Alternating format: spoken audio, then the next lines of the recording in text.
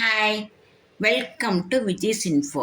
இன்றைக்கி நம்ம போகாவும் பன்னீரும் வச்சு ஒரு உப்புமா செய்யலாம். நல்லா டேஸ்ட்டாக இருக்கும். இந்த போகாவானாவே அவுள் தான். இதை நான் ஒரு 5 நிமிஷம் நல்லா கெட்டி அவுள் 5 நிமிஷம் நல்லா தண்ணியில் போட்டு ஊற வச்சுட்டு நல்லா பிழிஞ்சு எடுத்துக்கிறேன். பன்னீர் ஒரு 100 கிராம் கட் பண்ணி வச்சுருக்கேன். நம்ம இதை உதுத்துக்கணும். ஒரு பெரிய வெங்காயம் நல்லா பொடியாக கட் பண்ணி வச்சுருக்கேன்.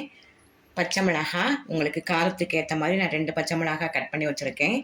ஒரு 1/4 ஸ்பூன் கடலை, ஒரு 1/4 ஸ்பூன் நிலக்கடலை, கருவேப்பிலை, கொத்தமல்லி தேவைக்கு எடுத்து வச்சுக்கோங்க.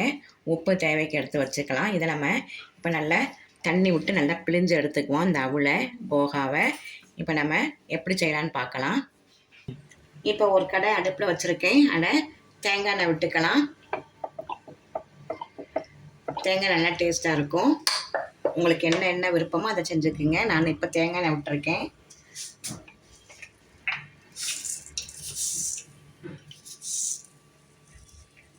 இதில் கொஞ்சமாக கடுகு போட்டுடலாம். கடுகு நல்லா வெடிக்கட்டும்.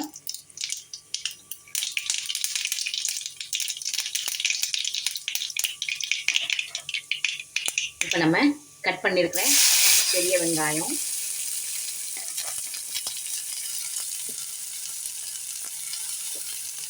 தேங்காய் எண்ணெய் போட்டால் நல்ல மனம் நல்லா இருக்கும். நல்லா ஒரு 2 நிமிஷம் நல்லா வதக்கிக்கலாம்.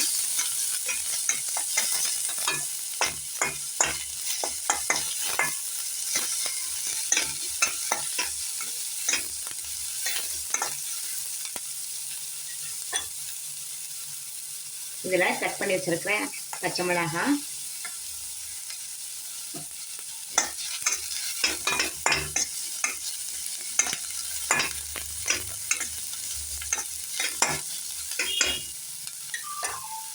கருவேப்பிலை,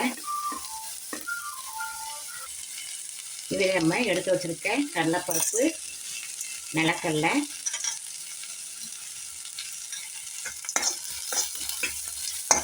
போட்டு ஒரு 2 நிமிஷம் வதக்கிடலாம்.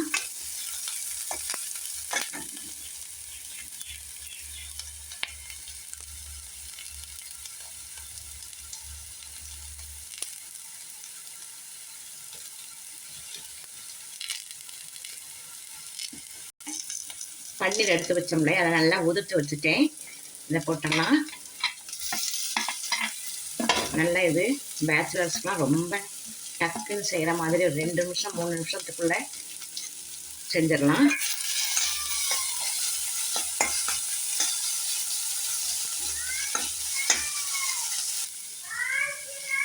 இப்போ நம்ம அவுள் 5 நிமிஷம் நல்லா ஊற வச்சுருக்கோம். போகாவை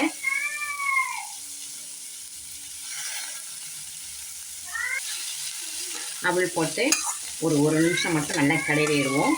இந்த தேவைக்கு உப்பு போட்டுடலாம்.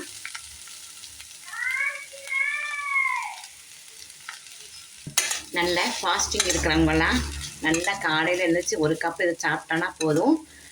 நல்லா அன்னைக்கு ஃபுல்லாகவே நீங்கள் சாப்பிட வேண்டியதில்லை. நல்லா வயிறு நிறைஞ்சிருக்கும். ரொம்ப சுலபமாக செஞ்சிடலாம். டயட் இருக்கவங்கலேருந்து எல்லாமே இதை சாப்பிட்றதுக்கு ரொம்ப நல்லது. அவ்வளோதான், ரெடி ஆகிடுச்சு பாருங்கள். மொத்தமே ஒரு 5 நிமிஷம் 10 நிமிஷத்துக்குள்ளே முடிஞ்சிருச்சு. அவ்வளோதான். நம்ம இப்போ லெமன் பிழிஞ்சு விடணும்னா விட்டுக்கலாம், தேவையில்லைன்னா விட்டுருங்க. லெமன் ஒரு 1/4 ஸ்பூனு விட்டிங்கன்னா நல்லாயிருக்கும்.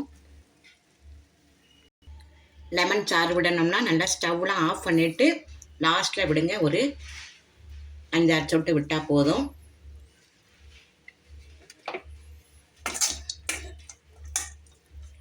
அவ்வளோதான், போகா பன்னீர் உப்புமா சூப்பராக ரெடி ஆயிடுச்சு.